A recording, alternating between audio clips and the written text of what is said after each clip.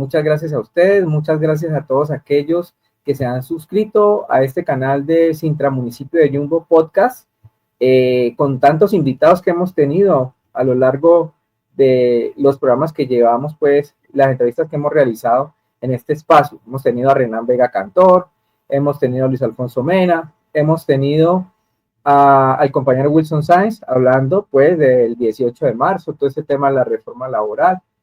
Hemos tenido también a Hugo Acosta, compañero teatrero de aquí de la región del Valle del Cauca. Hemos tenido a nuestra compañera Jessie Gómez desde Chile, y todas esas entrevistas las pueden ver ustedes aquí en el canal de YouTube de Intramunicipio Podcast. No olviden, suscríbanse al canal y activen la campanita para que lleguen las notificaciones de cada vez que publiquemos un nuevo video. Todo esto nos ayuda para que nosotros podamos, nuestra organización sindical pueda seguir produciendo este contenido que creemos es de ayuda para el movimiento sindical, pero también para las personas del común que se interesan por estos temas. El día de hoy tenemos a una compañera dirigente de Argentina, a quien me place mucho presentar. Ella es Nancy González, con quien vamos a estar hablando de un tema muy particular, que es la pesadilla de Javier Milei en Argentina, que hemos subtitulado este programa del día de hoy, y en el cual pues vamos a entrar en conversación con nuestra compañera para que nos cuente un poco lo que están viviendo los trabajadores y las trabajadoras de ese país que hace parte de esa región latinoamericana. Nancy, bienvenida a este programa y un saludo desde Colombia. Hola, ¿cómo están? Un saludo a toda la audiencia de podcast y gracias, James, por haberme invitado a charlar contigo y para explicar algunas cosas que estamos viviendo en nuestro país, que estamos bastante complicados. Bueno, para empezar, Nancy, tenemos que Javier Milei es un presidente de ultraderecha que se presentó como una figura, como candidato a la presidencia. Era una figura de estas, un outsider que se llama hoy en día en política, y que apareció así como, bueno, visto desde fuera, aparece de un momento para el otro con una dinámica diferente, digámoslo así, pero que el contenido del mensaje que él traía es netamente neoliberal y de ultraderecha, y finalmente logra la presidencia de Argentina. Y bueno, quisiéramos saber qué ha pasado desde su posesión presidencial, donde pocos días después hubo algunas protestas de trabajadores allá y de la gente del común, de los barrios, de los movimientos sociales, hasta el día de hoy. Entonces, cuéntanos un poco cómo ha sido la pesadilla de Javier Milei en Argentina. Como lo dijiste, es un outsider, es una persona que no tuvo nunca un armado político, que llegó a ser diputado porque era muy mediático, porque siempre puso dinero para los cargos. De hecho, todo su gobierno y todos sus diputados y concejales que tiene en todo el país, todos pagaron su candidatura. De hecho, bueno, ya sabemos quién es la cajera, es la hermana, ¿no es cierto? Esto es un secreto a voces, no es algo que estoy diciendo porque tengo ganas de decirlo, sino que fue así, y llega al gobierno apoyado por intereses económicos bastante nefastos. Él pretende o está achicando el gasto del Estado, justamente pasando la maldita motosierra, que yo sé que a ustedes les causa dolor ese elemento, y a mí tampoco me agrada, me parece absolutamente agresivo y me da una imagen fea, ¿no? Él pasa su motosierra por todos los trabajadores estatales, está desguazando el Estado y está dejando sin el sustento del trabajo a un montón de familias, pero a miles y miles de familias argentinas, porque ha despedido infinita cantidad de trabajadores estatales. De hecho, este fin de semana, los trabajadores de la Secretaría de Derechos Humanos no cobraron su sueldo, y es una manera más de dañar al trabajador, ¿no es cierto? Y es un sector que él quiere que desaparezca, el sector de los derechos humanos, ¿no?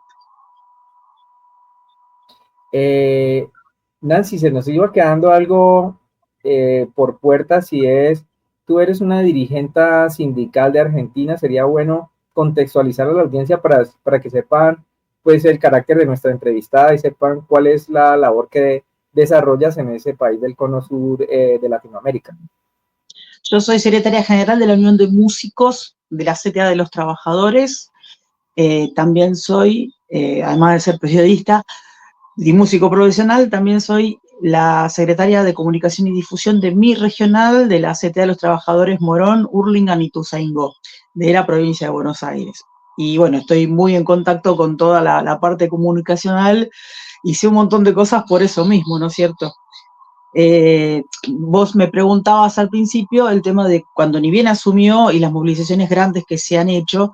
Sí, al mes de asumido, mes y medio de asumido, en el 2024 hubo una movilización histórica de todas las centrales de trabajadores muy grande para rechazar el DNU y para rechazar la ley bases que él quería que saliera, que bueno, lamentablemente salió porque ha comprado voluntades, ha comprado diputados, ha comprado senadores. Hay un senador en Paraguay detenido que ha pasado el dinero de lo que le han pagado para que vote la ley bases. O sea, no es una cosa descabellada lo que estoy diciendo porque es lo que todos sabemos, ¿no? Pero bueno, en esa movilización histórica, donde se unieron las 3 centrales de trabajadores, que te voy a decir algo que, oh, pasó mi hija, te voy a decir algo que es histórico también, que hubo una columna de cultura que siempre fue muy difícil unir todos los trabajadores de la cultura para una movilización y que estemos todos juntos. Bueno, el 24 de enero del 2024 fue la primera movilización en donde los sectores de la cultura marcharon con una bandera con los 3 logotipos de las 3 centrales, porque acá tenemos 3 centrales de trabajadores. Lo explico para quien no sabe. La CGT, la Central General de Trabajadores, la CTA Autónoma, Central de Trabajadores de Argentina Autónoma, y la CTA de los trabajadores, la Central Trabajadora de Argentina de los Trabajadores.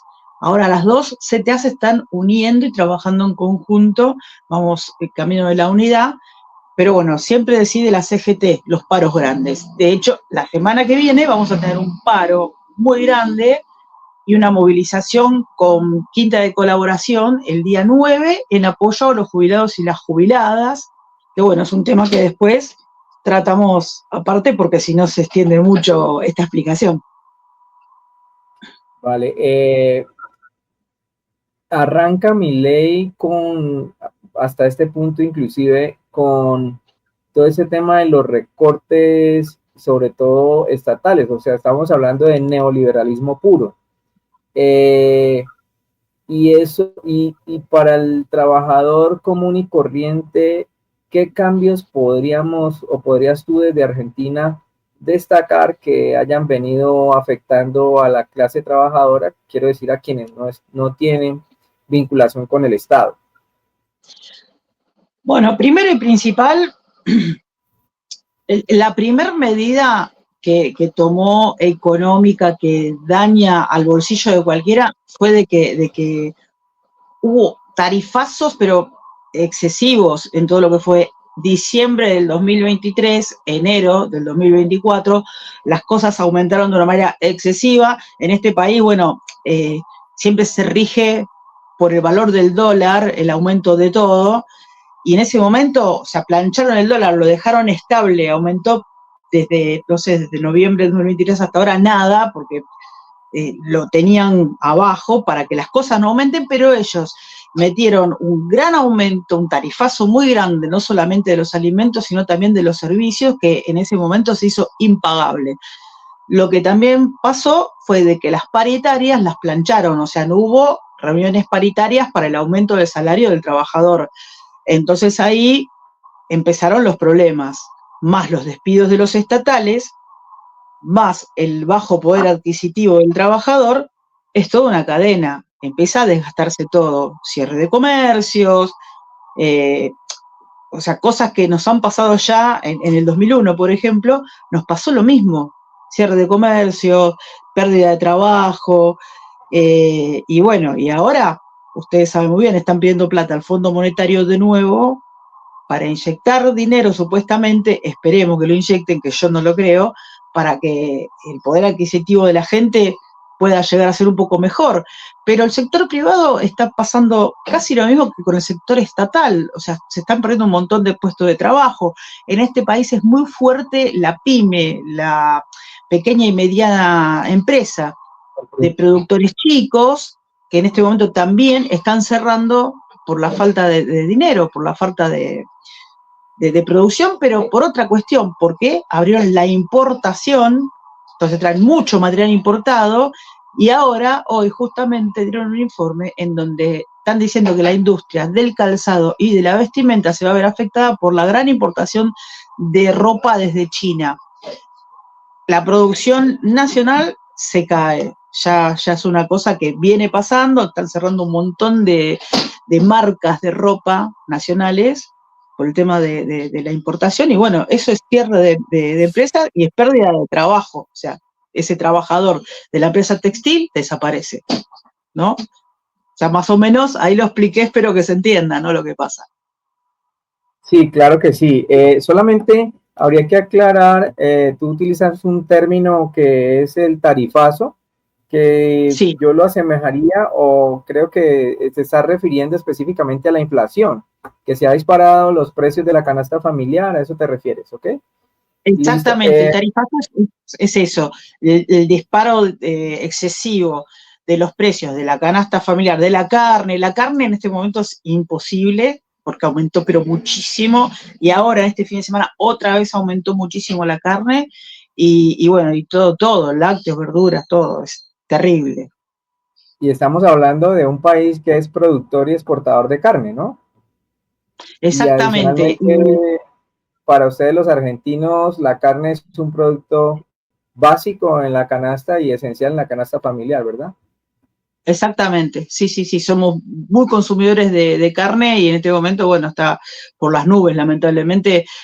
Si vamos a hablar de un jubilado, ¿no? Te lo pongo como ejemplo, un jubilado en este momento están $210 de sueldo, porque ahora aumentó el dólar acá, así que baja su sueldo en dólares, porque acá se jacta este gobierno, no, ahora cobra más en dólares, no es así. Está bien, cobrás $200 por ahí, el gobierno pasó ahora a $100, pero $100 te rendía, ahora acá $200 no te rinde para nada, y menos ahora que aumentó, ¿no es cierto? Y con la inflación y con los productos que aumentan todos los días. Hoy aumentó el boleto del transporte y el combustible. Eso hace que el combustible aumenta, hace que te aumente el producto, porque el traslado de producto aquí es por camiones, ¿no? En su momento el menemismo destrozó los ferrocarriles, que era una red excelente para el transporte de la materia prima, pasaron a ser todo camioneros con los camiones, y ahora, bueno, te aumenta el combustible, te aumenta toda la mercadería, porque el transporte va por ahí, ¿no? Es una cadena. Entonces, como para hacer un resumen hasta este punto, tenemos una reducción del Estado, una destrucción de la industria nacional argentina y adicionalmente un incremento de los productos de la canasta familiar, es lo que está pasando y digamos el resumen. Sin embargo, y una altísima tasa de desempleo. ¿En qué porcentaje está la tasa de desempleo hoy en Argentina, Nancy? Yo diría que bastante alta porque, o sea, el INDEC, Estadísticas y Censos de la Nación, dice que hay un 2,1 de desempleo, pero no es real, es mentira. Todos los empleados estatales que ellos despidieron, que son necesarios, en este momento están todos o con una bicicleta repartiendo comida por aplicaciones, o con un auto también trabajando con aplicaciones, y no todo el mundo puede trabajar de eso. Convengamos, está lleno, es terrible la cantidad de gente que está trabajando con las aplicaciones. No sé si en Colombia se usan, yo creo que sí, pero acá Sí, es un fenómeno latinoamericano. Claro, bueno, acá la salida que tenés es esa, porque como dije antes, las pymes están fundiendo, están cerrando, o sea, trabajo en el sector privado no hay, o sea, los pocos que están trabajando en el sector privado lo cuidan muchísimo porque no hay. Entonces, el desempleo es alto, lo que dibuja el gobierno es otra cosa, pero el desempleo es alto. Y ellos quieren decirte de que la tasa de desempleo es baja porque ellos consideran que es un trabajo digno, después que tuviste un trabajo digno 20 años, estar repartiendo una pizza por una aplicación. Para mí no lo es. Ojo que también es digno ese trabajo, pero no está bueno después de 20 años que te indemnicen con un dinero muy poco, que es muy poco, a tener que ir a pedalear para ir a repartir una pizza. A mí me parece totalmente indigno, a mí, ¿no? Como dirigente Claro, sindical. se trata de un trabajador deslaboralizado que no tiene vínculo laboral con estas empresas y bueno, con todas las dificultades que tú planteas desde el punto de vista físico, pero desde el punto de vista contractual y de laboral no es un trabajo No, de calidad o un no, trabajo además, digno. claro, además convengamos, ¿no es cierto? Sin ningún tipo de beneficio, sin obra social, o sea, sin cobertura médica, sin tener para tu futuro una cobertura jubilatoria, ¿sí? O sea, nada previsional.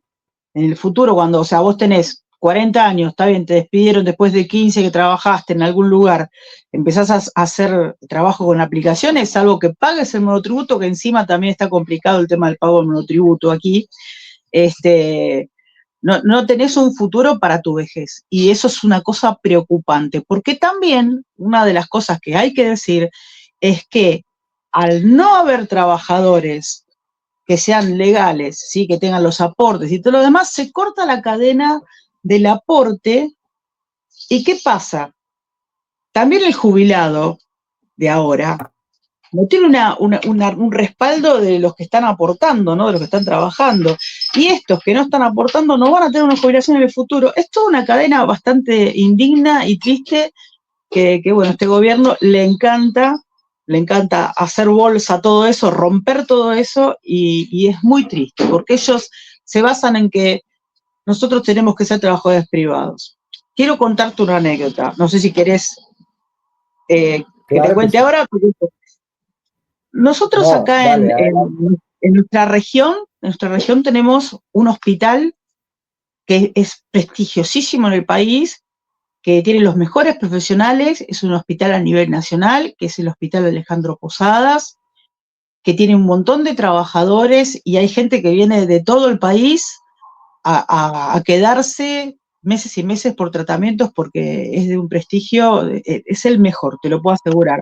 Incluso si agarras un envase de veneno, te dice, si usted se intoxica, diríjase al Hospital Alejandro Posadas. O sea, a ese nivel es ese hospital de bueno, ¿no? Están todos los especialistas. Bueno, despidieron casi todos los profesionales, están cerrando sectores, no hay guardias pediátricas, no hay guardias para atención a la gente, es un hospital estatal.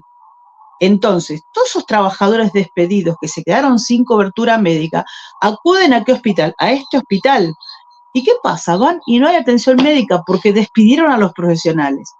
Una compañera nuestra, porque nosotros tenemos la SICOP, que son los profesionales de la salud, es el sindicato de profesionales de salud, que fue despedida, le falta una pierna, tiene una pierna ortopédica y fue despedida después de 20 años de trabajo. Entonces, en la municipalidad de Morón, los concejales sacaron un apoyo, un escrito en apoyo a los trabajadores despedidos del Hospital Posadas.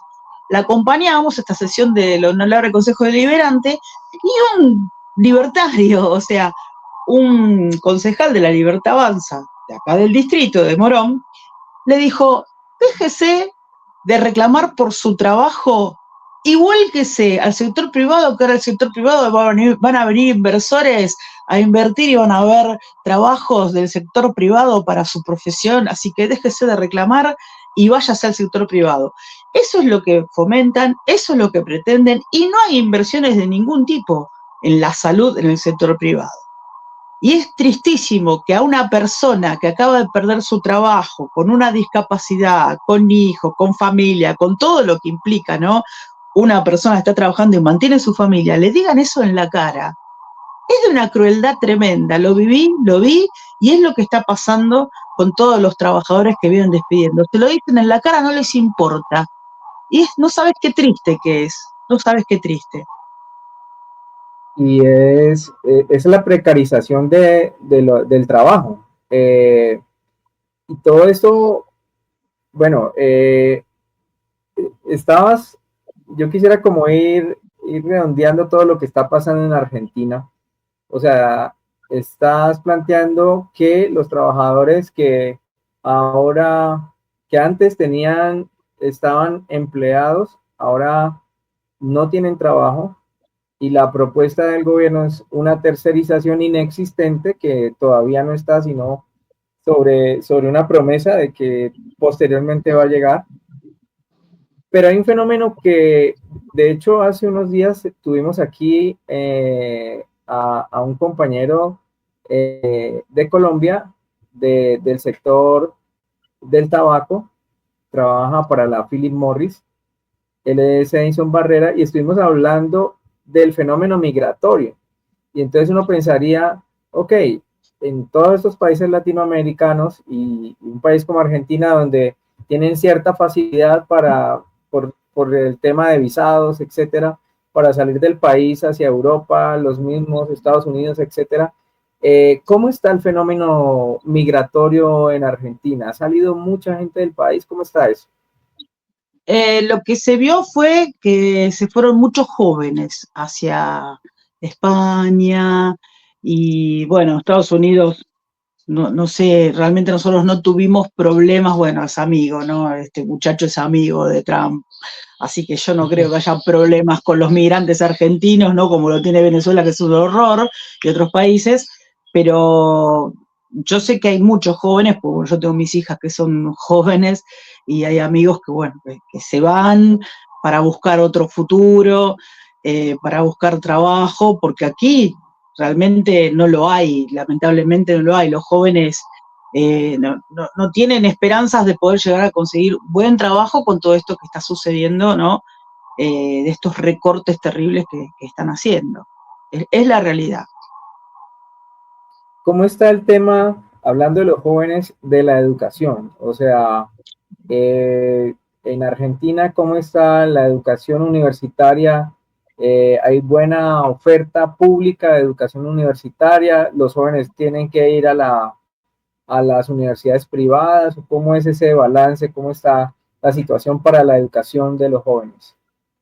Lo que pretende este gobierno obviamente es privatizar todo y la educación pública universitaria en la Argentina, yo creo que de toda Latinoamérica es la mejor. De hecho, vienen un montón de estudiantes de países de Latinoamérica a estudiar medicina aquí porque es muy bueno, a estudiar un montón de carreras, y ellos pretenden, bueno, de que a los extranjeros se les cobre una matrícula en la universidad pública. Creo que no lo están haciendo aún, pero es el plan de ellos. Y el año pasado yo creo que ustedes vieron que hubo una movilización muy grande, dos en realidad, en favor de la universidad pública, porque es de calidad y hay que defenderla y no tenemos que dejar que la desguacen porque su objetivo es ese. De todas maneras, todos los recibidos de la UBA, que es una de las universidades mejores de acá de la Argentina, siguen ganando premios a nivel internacional en medicina, en ingeniería, en investigaciones. O sea, no hay con qué darle. En eso no pueden decir absolutamente nada, pero ni bien la toquen, obviamente que todo el mundo va a salir a la calle a defender la universidad pública. Han habido recortes, perdón, en educación. Los ha habido. Reducción de personal, más que nada en todo lo que tenga que ver con nación, eh, cambios de planes de estudio, pero bueno, yo estoy en una provincia, no, lo que han sacado, me estoy olvidando, después mis compañeros de los trabajadores de educación me van a odiar si ven este reportaje, pero lo voy a decir, lo que ha quitado el gobierno es el FONID, que es un subsidio que tenían, hace 20 años que está ese subsidio, que este gobierno lo sacó, y son aproximadamente el 25% del sueldo, se perdió el 25% del sueldo docente con la quita del fondo de incentivo docente. ¿Sí? Es un reclamo que seguimos haciendo, digo seguimos, pues yo también soy docente, ¿no? Entonces seguimos reclamando eso porque es el 25% del sueldo. Imagínate que asume el gobierno en el 2023, sacan el FONID, te quedas sin el 25% del sueldo y te suben todos los impuestos, los servicios, la canasta familiar. Imagínate lo que fue diciembre y enero del 2024, fue una tragedia para todo el mundo, no te alcanzaba de ninguna manera, y recién en marzo se abrieron las paritarias para los aumentos de sueldo, y bueno, ahí ni siquiera te digo que se equiparó, nada que ver, ¿viste? O sea, la familia se priva de un montón de cosas, te digo la verdad, todos, ¿eh? Así que imagínate que los docentes siguen reclamando eso. Hace poco hubo una movilización grande y paro de la docencia reclamando el Fondo de Incentivo Docente, y las paritarias a nivel nacional, que las cerraron por decreto en un 2%, una cosa ínfima que no existe. Y bueno, CETERA, que es la Central de Trabajadores de Educación de la República Argentina, rechazó ese ofrecimiento del gobierno por decreto, porque lo que tienen que hacer es abrir la negociación, que los gremios se junten con el gobierno y decidir cuánto va a ser el aumento a nivel nacional del sueldo docente. Después también están las paritarias provincia por provincia, ¿sí? Yo estoy en provincia de Buenos Aires y el gobernador tiene paritarias abiertas y con una cláusula gatillo que tiene que ver con el aumento de la canasta, el índice inflacionario, va el aumento del sueldo docente en la provincia de Buenos Aires y los estatales. Te lo aclaro Pero porque... acláranos un el poquito. gobernador... ¿Cómo? Acláranos un poquito qué son las paritarias, porque eso es algo como muy específico de Argentina y quizá alguien de fuera no lo entiende muy bien. Claro, las reuniones paritarias se llevan adelante entre los sindicatos y los jefes o los, digamos, los empleadores. Es un escenario de negociación, ok. Un escenario de negociación, claro, nosotros decimos reunión paritaria, Ya. ¿no es cierto? Y Okay. ahí se decide los aumentos de los sectores y algún beneficio social por ahí faltante, ¿no? Y bueno, y en el caso de emergencia, por ejemplo, en este momento tenemos la ciudad de Bahía Blanca que tuvo un fenómeno climático que se inundó todo y perdieron todo, y bueno, en ese sector, dentro de la reunión paritaria siempre se pide una especificación, ¿no? Por el tema, y bueno, es una negociación, como tú lo has dicho. Ok, vale. Entonces, hasta ahora lo que hemos recorrido de esa entrevista, de este reportaje, como tú llamas, es que básicamente este reformismo de Milei lo ha pagado la clase trabajadora, que Sí. ha cargado sobre sus espaldas y sobre su economía familiar, la economía familiar de la clase trabajadora se ha visto altamente afectada por todas las reformas de el gobierno de Milei. Exactamente, y no solo la clase trabajadora, yo te comento que en las centrales de trabajadores nuestras tenemos las organizaciones sociales, que son los compañeros y compañeras que trabajan en los barrios. Las organizaciones sociales tenían un plan que se llamaba Potenciar Trabaja, generalmente se agrupaban en cooperativas. Esos planes los han sacado, o sea que ese trabajo, ese dinero que generaba un trabajo en cooperativa, que por ahí barrían calles, pintaban cordones de veredas, arreglaban plazas, eso se perdió todo, y eso es capital que se pierde y es consumo también que se pierde en los barrios, en los más humildes. Claro. Han sacado también las ayudas a los comedores barriales, que generalmente los hijos de los de Potenciar Trabaja iban a comer a los comedores, así que además de perder ese poco dinero que tenían para mantener a su familia, también perdieron el poder comer en un comedor barrial. No, hicieron un desastre, y yo te cuento que las organizaciones sociales están dentro de las centrales de trabajadores activamente, siempre, ¿no?, participando en decisiones, con nosotros y nosotras, y ese es uno de los sectores más afectados, no solo los trabajadores, sino que también ellos fueron los sectores más afectados. Los sectores humildes son los que están pagando, pero muy, muy caro, todo esto que está haciendo este gobierno. Y bueno, lamentablemente, cuando el Estado no está presente, aparecen otras presencias que no nos gustan.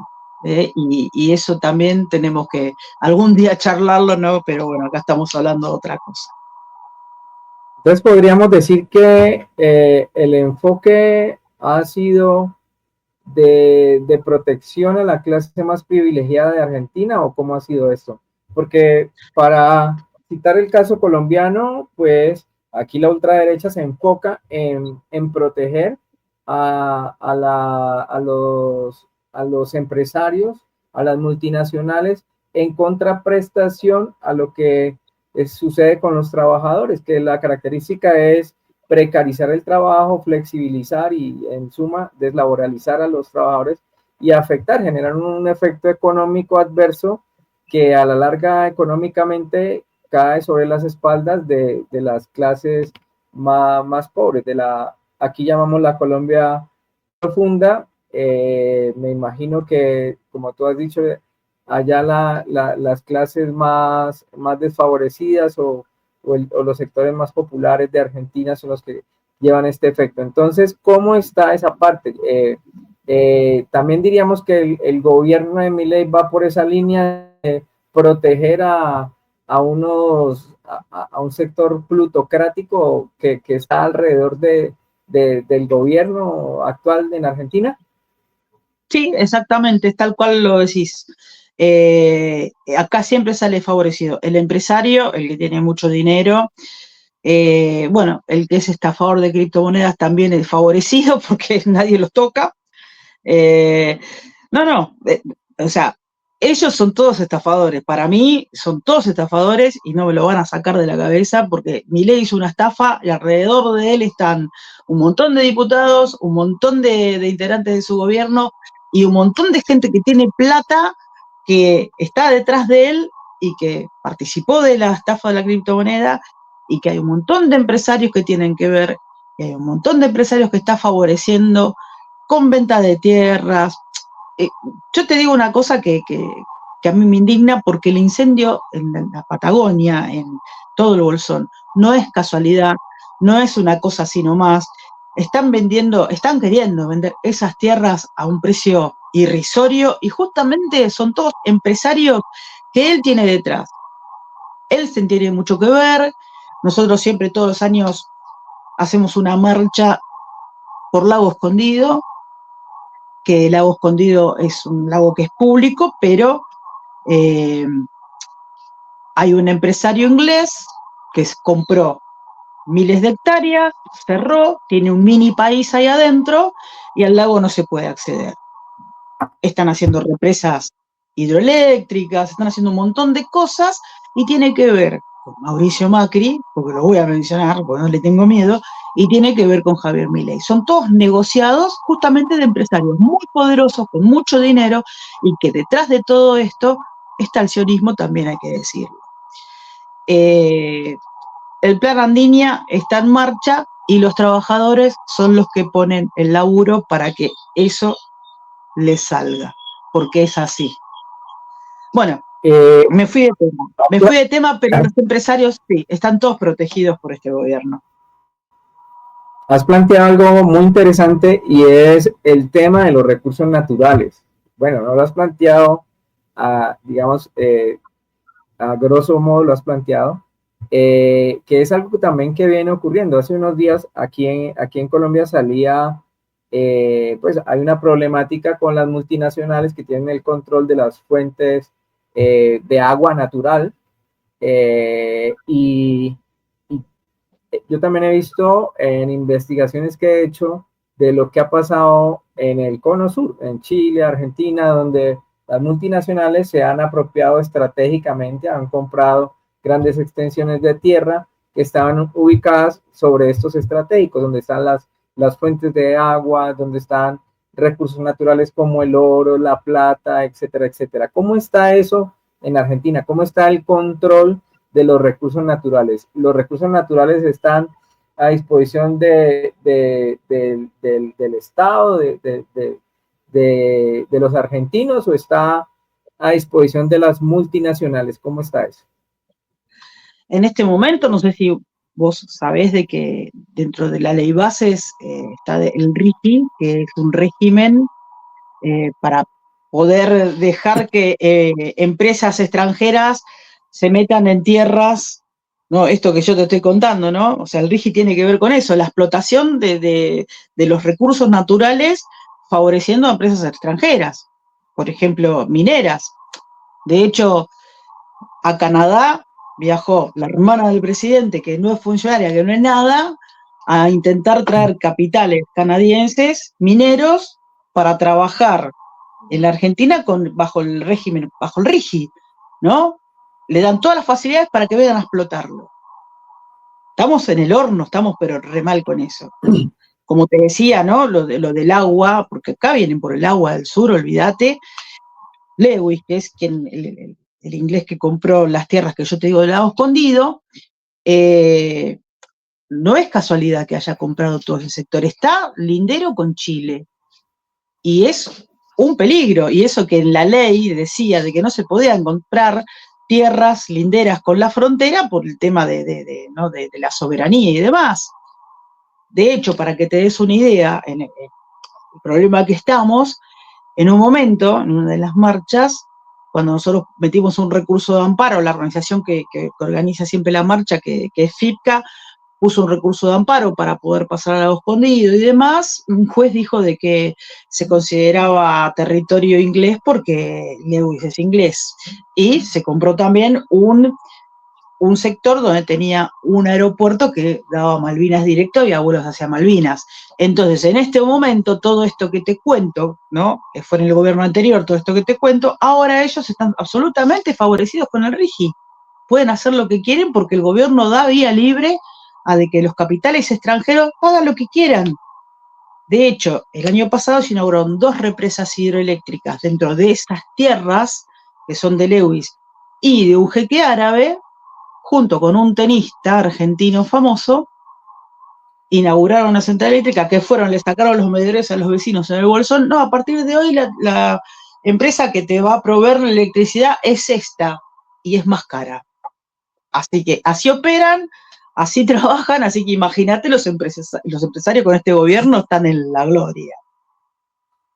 Es muy similar a lo que está pasando acá en Colombia. Acá en Colombia hay empresas que ofrecen el servicio eléctrico absolutamente caro y cuando o costoso para el usuario. Y cuando un gobierno como el gobierno actual, que es un gobierno alternativo, pone esto de manifiesto, pues sale la prensa que es afín a esos intereses de quienes están alrededor de esas empresas y de los grandes capitales y a irse en contravía de lo que en este caso plantea un gobierno como el que tenemos actualmente en Colombia con Gustavo Petro. Inclusive se ha planteado lo de la transición energética, que es una realidad mundial, es decir, el petróleo algún día se va a acabar y obviamente hay que transitar a unas energías alternativas, de lo cual América Latina es rica en energías alternativas porque tenemos el Claro. sol, tenemos los vientos, etcétera. Bueno, y acá el problema es el litio, dice nuestra obra. Acá el problema nuestro es el litio. El litio, que vienen todos por el tema del litio ahora, ¿viste? Ustedes tienen, en el cono sur tienen el problema del litio, el coltan. Entonces, dicho esto, Nancy, pues tenemos un problema común en Latinoamérica. Ya para ir cerrando, nos queda 2 temas. Uno, porque sé que durante la semana, estos últimos días, la semana anterior y tras anterior, ha habido una gran movilización en Argentina para defender las pensiones. Tú hace un rato hablabas del ahorro para la vejez, que son las pensiones, es decir, los pensionados le han cumplido a la sociedad durante toda su vida laboral y tienen un derecho a llegar a un momento dado a pensionarse, y ese tema de las pensiones viene también tocándose, no solamente en Argentina, sino aquí en Colombia, que en Colombia se acaba de tramitar en el Congreso una reforma pensional y la han demandado ante la Corte Constitucional. Entonces, lo que sufren ustedes allá lo estamos sufriendo nosotros también acá, y quisiera que nos contaras un poco qué está pasando con las pensiones para los trabajadores o pensionistas, creo que le llaman ustedes en Argentina, a los trabajadores argentinos, las personas que acceden a su edad de pensión. Bien. Algo dije ya de que los que ya están jubilados están cobrando absolutamente nada de dinero y porque lo han recortado y los aumentos que dan son irrisorios. El aumento, el último momento que les dieron, les alcanza para comprar 4 panes, para que te des una idea, 4 panes chiquititos por mes, es totalmente irrisorio. Les sacaron la cobertura de los medicamentos, que en su momento es digamos, la cobertura médica que ellos tenían, los medicamentos se los cubrían 100%, no pagaban absolutamente nada. Entonces, bueno, si vos no cobras tanto dinero, tenés los remedios, no en la vejez todos toman remedio, por ese lado, bueno, lo manejás, pero bueno, ahora han sacado toda la cobertura 100% de los remedios para acceder a esto tenés que hacer unos trámites súper engorrosos, que les pide a las personas grandes que con el celular entren a hacer el trámite y por ahí no lo entienden, bueno, eso aparte. Y después, para poder jubilarte, ellos pretenden aumentar la edad jubilatoria. Eso ya... ¿Cuál es la edad de jubilación en Argentina? 60 años los hombres, 65 años, perdón, al revés, 60 años las mujeres, 65 los hombres. Quieren subir la edad jubilatoria. Si la suben, realmente va a estar mal, porque encima no te olvides que no hay trabajo, o sea que es toda una cadena que realmente decís, ¿dónde va a terminar esto? ¿No es cierto? Sacaron las pensiones. Por ejemplo, si se fallece mi marido, yo no voy a cobrar la pensión por fallecimiento, ya la sacan. Sacaron la moratoria para todos aquellos que no tuvieron aportes, ¿sí? O sea, la totalidad de los aportes. ¿Por qué digo esto y por qué lo remarco? Porque en la época del menemismo, que es lo mismo que este gobierno, ¿sí? Cuando estuvo Menem, hubo empresas que no hicieron los aportes a sus trabajadores, o en la época de las AFJP, que eran las aseguradoras, ¿no? para la jubilación, que fue una estafa también, que eso lo sacaron, por suerte, del gobierno de Cristina. Yo te cuento que el que se jubiló por AFJP está cobrando en este momento $100, nada, imagínalo. Entonces toda esa gente, ¿no? que trabajó en los años 90 y no tuvo aportes, tenía la posibilidad de entrar en una moratoria para poder jubilarse. Entonces, vos te jubilabas y pagabas con tu jubilación la cuota, ¿no? Hasta completar la deuda. Ahora lo sacaron eso. Entonces la gente no se va a poder jubilar, toda esta gente que trabajó en los 90, 2000, que fue una época de crisis muy grande en la Argentina, y que la mayoría de las personas trabajaban pero no le hacían los aportes. Yo hasta conozco gente que ha trabajado en televisión, en empresas grandes, y no le han hecho el aporte. Si quiso jubilar, no. De acá, de este año no te figura nada de aportes. Entonces, va a ser grave porque hay un montón de gente en este momento en la franja de edad de los 60 a los 70 que no se va a poder jubilar y que va a entrar en la indigencia de alguna manera porque no va a poder trabajar más, porque vos sabés que un trabajador también tiene enfermedades laborales, y las enfermedades laborales ya se empiezan a reflejar después de los 60 años, que es por eso que uno se jubila a esa edad, ¿no es cierto? Entonces hay un montón de enfermedades laborales propias de cada trabajo que están apareciendo en gente de esas edades que no pueden llegar a jubilarse y tienen que seguir trabajando, y que al final no pueden trabajar porque están enfermos, y es una cadena terrible para las personas porque te lleva a la tristeza, porque te lleva a estar en un estado psíquico malo, y eso afecta no solamente a la persona, sino a todo su entorno, la familia, los hijos, los nietos, porque es así. Entonces llegamos ¿a qué? A una sociedad enferma, que es lo que tenemos que tratar de evitar y luchar para que eso no suceda, ¿no? Sí, esa es la lucha no solamente de ustedes allá en Argentina, sino creería yo que es de todos los trabajadores latinoamericanos, porque es muy similar a lo que está relatando, es similar a lo que sucede acá en Colombia. Eh, Finalmente, Nancy, quisiera como, bueno, nosotros estamos en este momento en época preelectoral, aparecen diferentes candidatos de ultraderecha y aparecen los denominados outsiders, que son personas desconocidas, Acá bonachones. también empieza de medio término acá.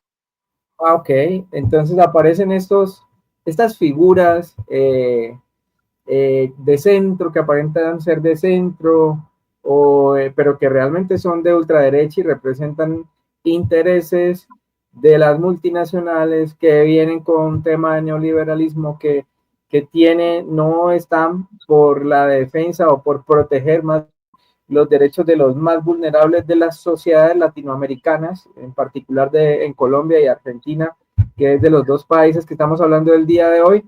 Y finalmente, cuando se quitan esa piel de oveja, aparece el lobo con, como en el caso de Argentina, con la motosierra de Milei a recortar derechos, a reducir, a afectar a los más vulnerables, pero también a afectar a la clase trabajadora. ¿Cuál es el mensaje final, no solamente para Colombia, sino para toda Latinoamérica, sobre cómo esta experiencia que les deja a ustedes, trabajadores argentinos, dirigentes argentinos, para todo el resto de Latinoamérica, sobre esta experiencia, cuál es el mensaje que ustedes le pueden dejar al resto de pueblos latinoamericanos? Bien, que tengamos cuidado a la hora de votar y a la hora de apoyar gente, porque nosotros tuvimos un claro ejemplo en la pandemia que fue Brasil, ¿no? Que por ahí me dirán, ¡ay, qué exagerado que fue todo con los muertos de Brasil! Bolsonaro era un loquito, ¿no? Que fue presidente de Brasil y que lamentablemente a ellos les tocó tenerlo como presidente de toda la pandemia, un tipo antivacuna, un tipo que no le importaba nada, así salgan todos. Él estuvo internado muy mal, se contagió. Bueno, este es igual el que tenemos nosotros. Y miren todo lo que está pasando en la Argentina. Entonces, tengamos cuidado a quién vamos a apoyar. Hay que fijarse, porque la justicia social es algo que hay que defender en toda Latinoamérica, porque el pueblo tiene derecho a ser feliz y el pueblo tiene derecho a elegir a sus representantes que realmente trabajen para todos y todas. Y no un loquito que aparece con un artefacto de cualquier índole a decir, yo voy a romper todo, porque van a romper todo para el favor de los que siempre más tienen, nunca a favor de los que menos tienen. Te lo estoy diciendo yo que lo estoy viviendo, y bueno, tuvimos el ejemplo de Brasil. Empecemos a fijarnos bien qué voto ponemos en las urnas y a quiénes elegimos eh, para que estén al frente y que sean la cara visible, tanto de nuestro país como de su comunidad, como de su provincia, como de todo.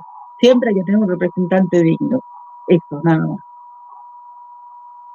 Bien, Nancy, muchas gracias por regalarnos este espacio, por esta entrevista del día de hoy.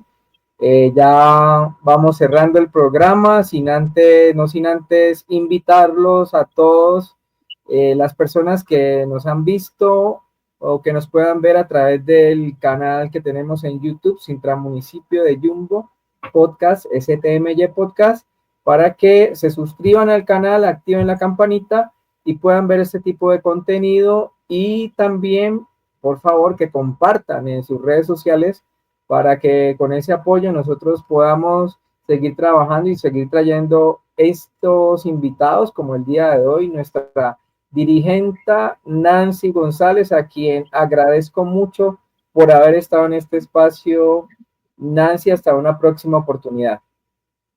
Un saludo grande y gracias, muy ameno fue todo. Gracias.